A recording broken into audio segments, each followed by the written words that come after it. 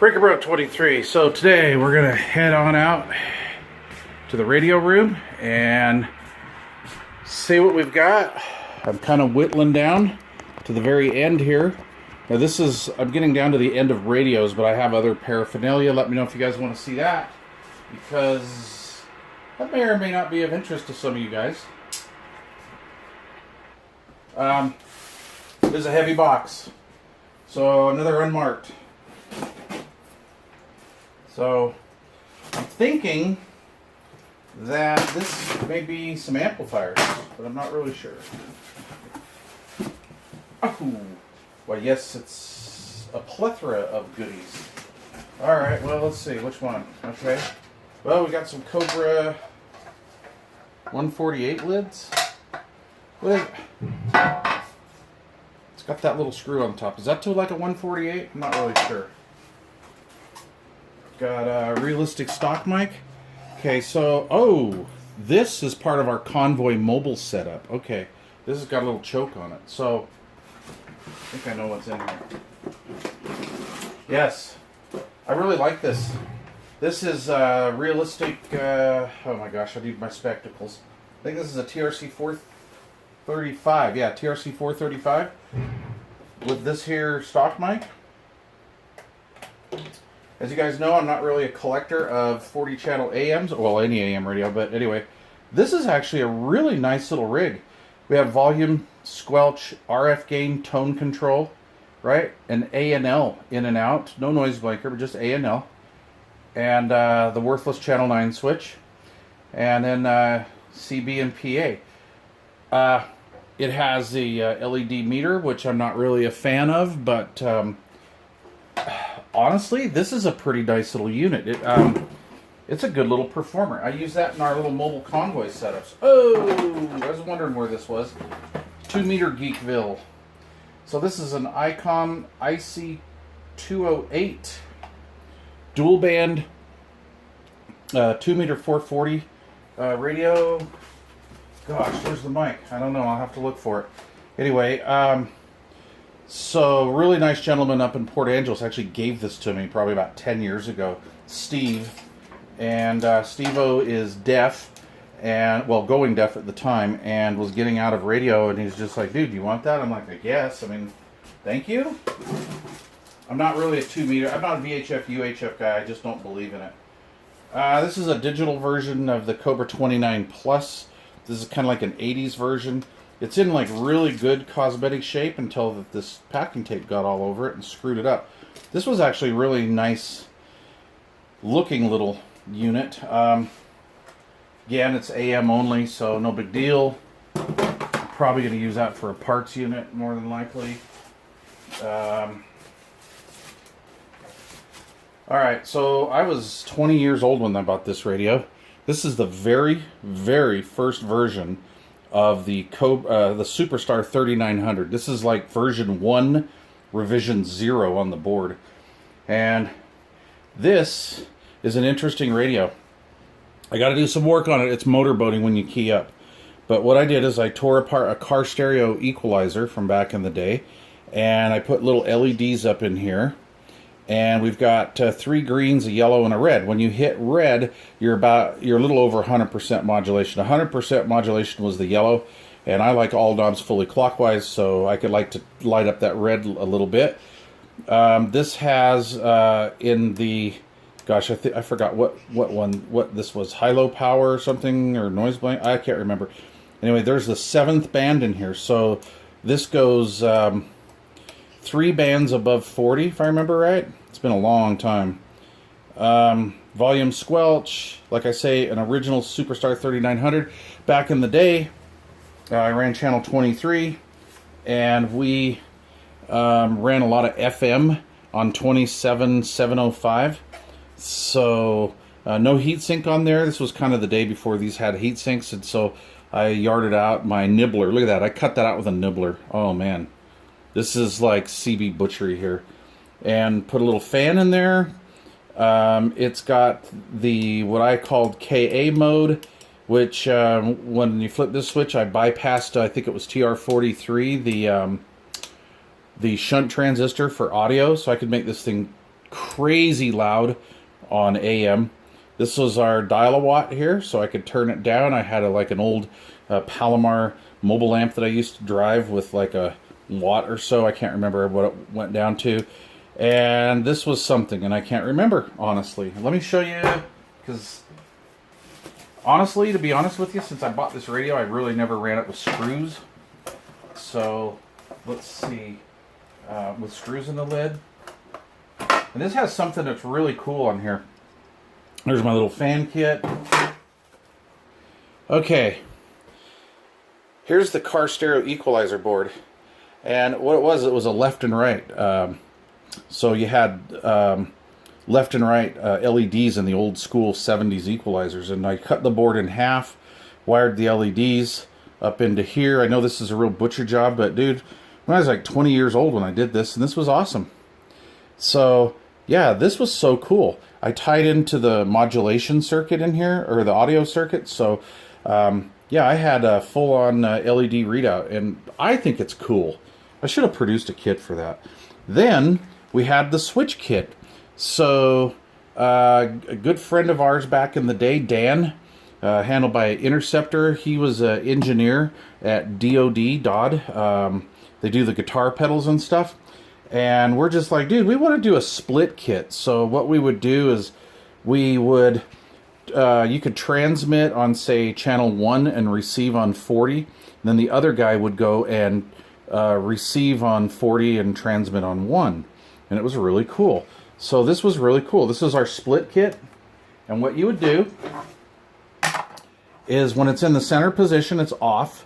And what you would do is you would go down to, like, say, channel 1 and put the switch down, and you key the mic, and it would rewrite the data or whatever, reconfigure the PLL, and then you go up here, put it all the way up, and then go to channel 40, and then that's where you received. So every time you keyed the mic on this radio, it would transmit on 1 and receive on whatever receive channel you were on. It was really cool.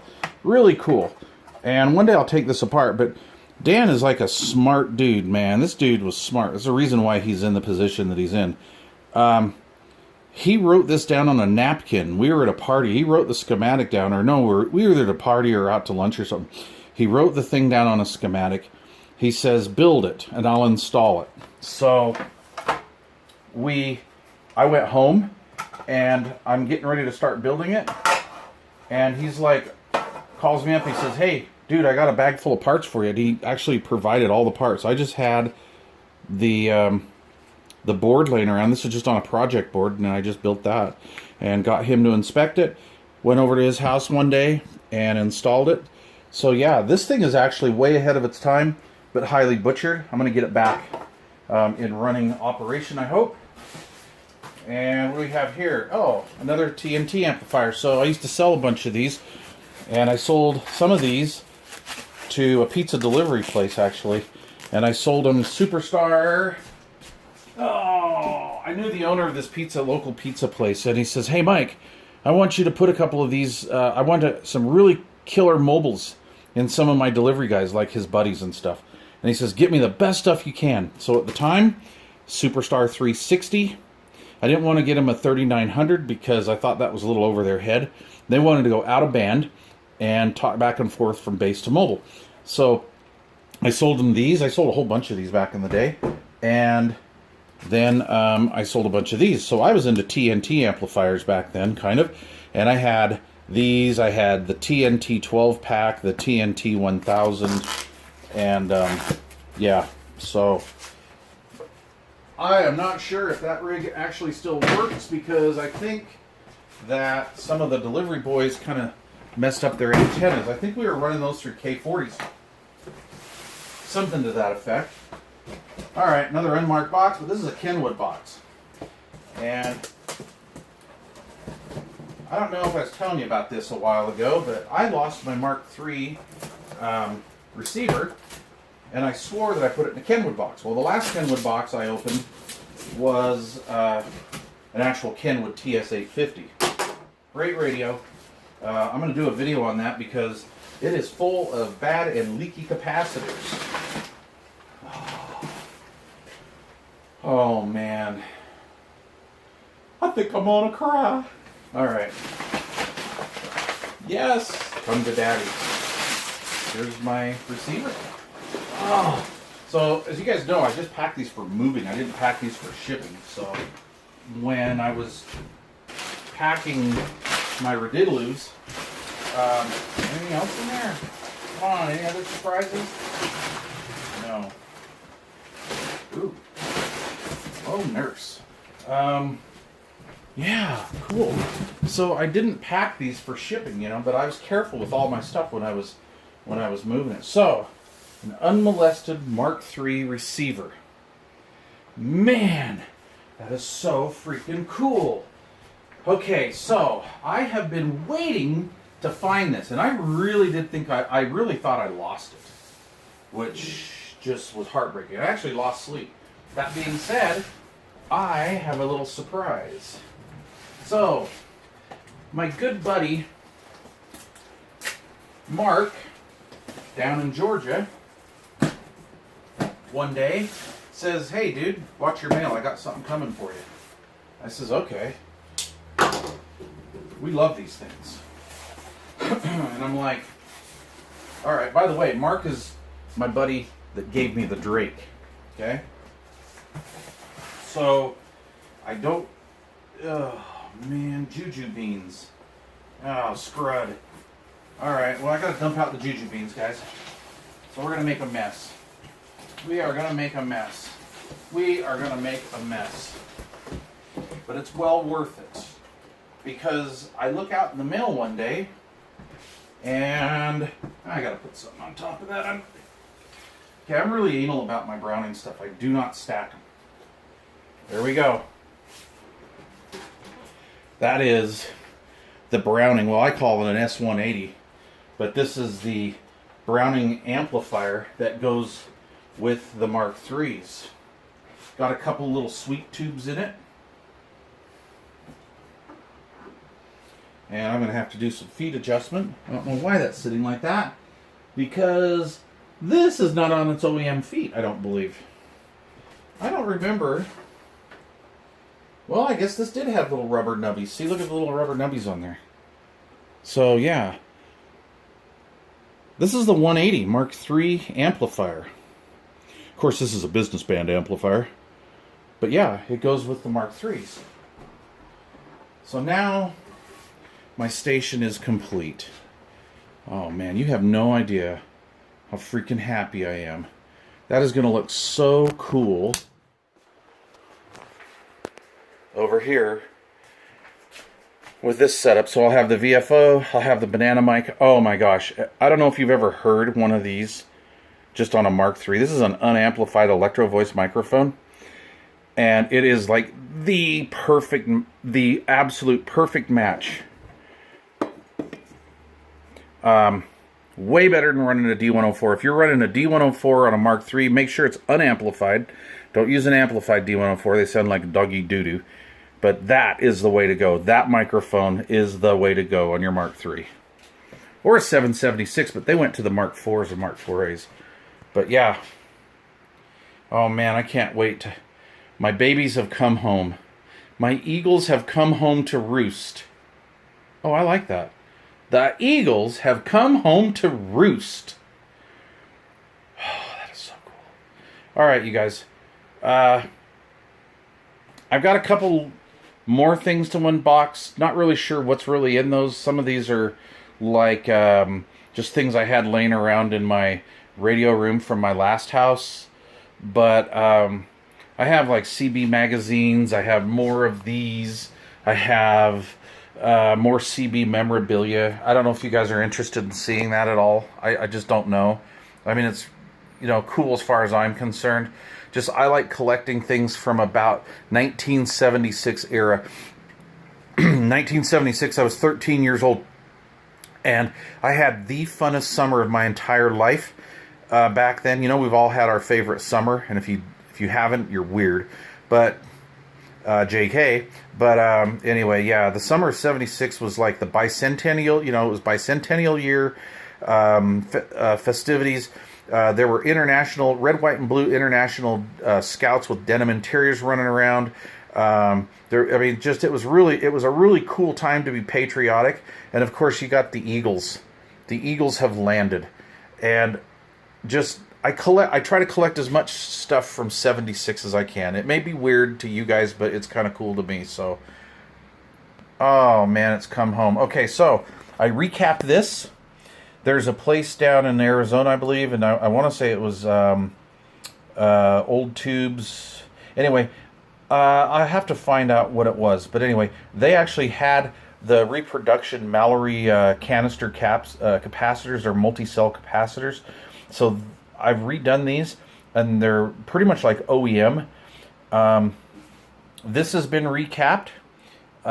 So yeah, these are all... I just need to put them on a variac, because I haven't fired these up in over probably 10 or 12 years or more.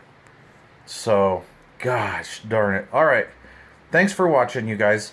And I really appreciate some of you hardcore guys out there that stuck with me through all of this and just kind of went with me on my little geek filming thing here. So, I really appreciate it. So, thanks a lot, you guys. Thanks for watching. And by the way, I gotta go back to work on my stereo videos, because believe it or not, and I'll sit down and talk with you guys on this one day, but when I do my CB radio videos, I actually lose subscribers. Yeah, I know. But you know what? You guys, the hardcore guys, the guys that originally supported me, my original subscribers, I love you, man. Because you guys are the ones that are sticking with me. And it just makes me happy. And I'm so glad. COVID's, I guess, bringing back CB radio in some parts of the country. Not here in Salt Lake City, Utah. But anyway, thanks a lot, you guys. Appreciate it.